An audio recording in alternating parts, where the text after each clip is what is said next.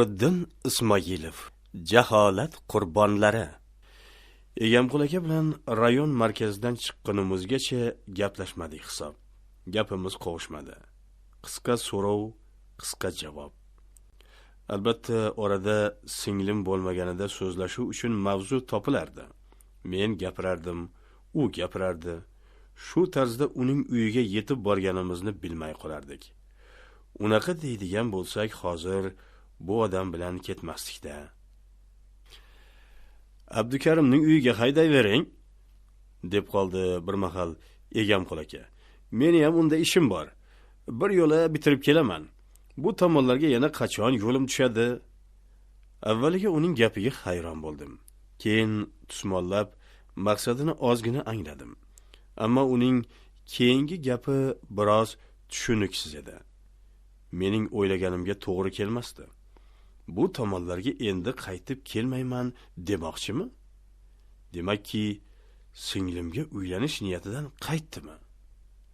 Hammamiz, hatto singlim ham rozi bo'lib turgan paytda u aynib qoldimi? Nahotki o'ziga boshqa sog'lom juft topib olgan bo'lsa.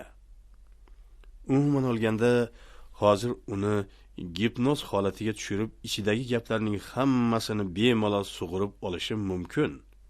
Bu men uchun hech bir qiyinchilik tug'dirmaydi. Lekin pastkashlik qilishga vijdonim yo'l qo'ymadi. Kechirasiz, dedim men Egamqul akaga bir qarab olib. Ana bu singlim ichadigan giyoh qayerda o'sishini men ham borib ko'rsam, balki yana kerak bo'lib qolar. Egamqul aka bir zum indamay turdi. Unga yana bir marta qarab olganimdan keyin bildimki, gapim og'ir botgan. Chunki Egamqul aka yo'lga termilgancha sassiz o'tirardi. Mayli, dedi u nihoyat g'amgin ovozda. Biror kun oborarman. Ungacha mening o'zimda yetarlicha bor. Balki shu bilan tuzalib ham ketar. Ko'nglim biroz ravshan tortdi. Egamqul akaning singlimga uylanmasligidan emas albatta. Saidaning sog'ayib ketishi mumkinligi haqida eshitganimdan so'ng. Abdukarim aka bizni quchoq ochib kutib oldi. Ayniqsa Egamqul akani ko'rganidan keyin yayrab ketdi. Lekin xotinining ko'z qarashlari biroz tuntroq edi. Turgan gapki, men ularning mashinasini minib ketganim, boz ustiga Barno ham men bilan ketganligi unga yoqmagan. Balki erining menga nisbatan iliq munosabatini ham xushlamayotgandir. Men bo'lg'usi qaynonam deb hisoblayotgan ayolga salom berganimdan keyin darrov nigohimni olib qochdim. O'zga ilojim ham yo'q edi. U ham cho'zib, "Va alaykum" deya javob qildiki, o'zimni qo'yarga joy topolmay qoldim. "Tez choypoyinga qara", dedi xotiniga jerkigan ohangda Abdukarim aka va bizni uyiga boshladi. Bu yerda ham suhbat tezda qovushib ketavermadi. Yana o'shanday uzuq-yuluq gaplar. Abdukarim aka singlimni so'radi. "Yaxshi bo'lib qoldimi?" dedi. Men uning gapiga javob qaytarayotib, mashinasini ruxsatsiz minib ketganligim uchun uzr so'radim. "Hech qisi yo'q. Zarur ekan minibsan. Aslo xafa emasman", dedi Abdukarim aka. Shundan keyin ham gap bir-biriga ulanmadi. Sezib turibman.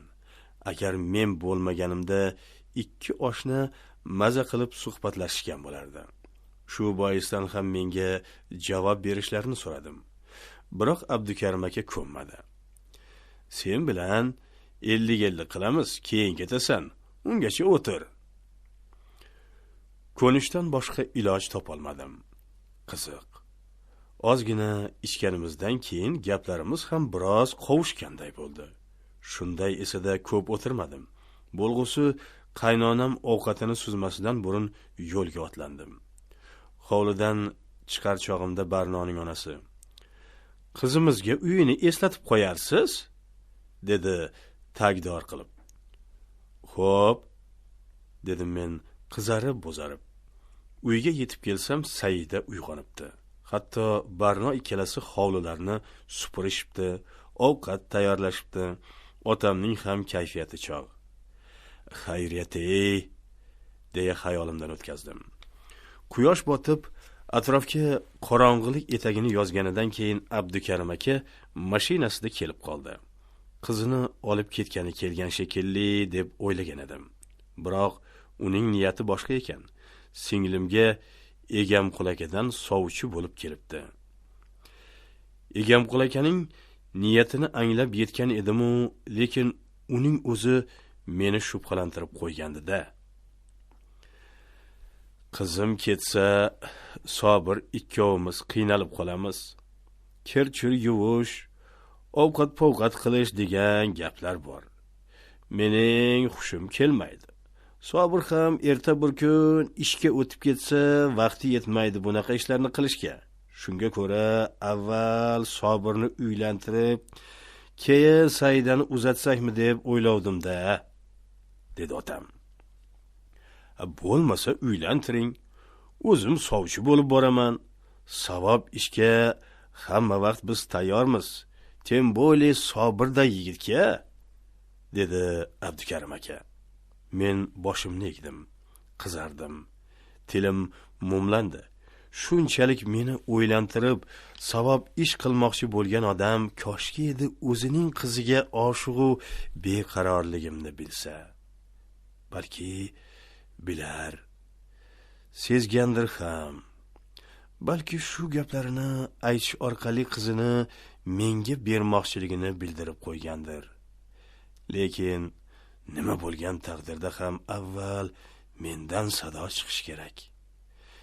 Men Barnoga uylanaman deb aytishim kerak. Ammo bu gaplarni aytishga menda matonat qani? Unda bolam gap yana senda qolibdi. Endi akangga kimga uylanishingni aytasan. Yoki o'zim kelin topaveraymi? Dedi otam. Men tengilar uylanishni hali boshlashmagan shekilli, dedim boshimni egib. Nima qipti? Dedi otam. O'zing boshlab beraverasan. Men ana Abdukarim akang bosh-qosh bo'lib turamiz. Otam shu yerda bir o'q bilan ikki quyonni urib qo'ygan edi. Ehtimol u boshqa maqsadda aytgandir. Quyon ikkitaligini bilmagandir ham, lekin menga shunday tuyuldi. Bo'ldi, dedi Abdukarim aka jilmayib. Avval Sobirjonni uylantiramiz. Kimnikiga sovchilikka borayin? Otam biroz o'ylanib turdi-da, menga yuzlandi. Sobir, ovqat ja cho'zilib ketdi. Borib xabar olchi. Gapning mazmunini darrov ilg'adim. Shu boisdan ham tezda o'rnimdan turib tashqariga yo'naldim. Otam bilan Abdukarim akaning suhbati ancha cho'zildi. Men biror marta ham ularning oldiga kira olmadim. Otam Abdukarim akadan qizining qo'lini menga so'rayotganligini ko'nglim sezib turardi. Chunki bir ikki marta otam Barnoni juda yaxshi qiz ekan deb ta'riflagandi. Ta'rifning ostida kelin qilish istagi borligi ehtimoldan xoli emasdi o'ylab qarasam. Singlim ham, Barno ham mening ahvolimda ekan. Faqat ularning ikkalasida ichkaridagi ikki kishining nima haqida gaplashayotganlaridan bexabar, biri ovqat, ikkinchisi choy olib borardi. Otam bilan Abdukarim aka nima xulosaga kelishlarini bilmasam-da, Barno bu kecha biznikida qolmasligi kunday ayon edi. U bilan tonggacha gaplashib o'tirish niyatim bor edi. Singlim otam meni chaqirayotganligini aytdi. Kirsam, Abdukarim aka ketishga chog'lanayotgan ekan. Ko'rpachaga o'tirishim bilan otam duoga qo'l ochdi. O'ylagan niyatimiz iloyim ijobat bo'lsin, dedi. Taxmin qilganimday Abdukarim aka qizini olib ketdi. Ular bilan xayrlashib, uyga kirganimizdan keyin otam: Bolam, men Abdukarim akangdan qizini so'radim, dedi menga zimdan tikilib. Sen nima deysan? Sendan so'ramay turib, ish qilib qo'yganimdan xafamasmisan?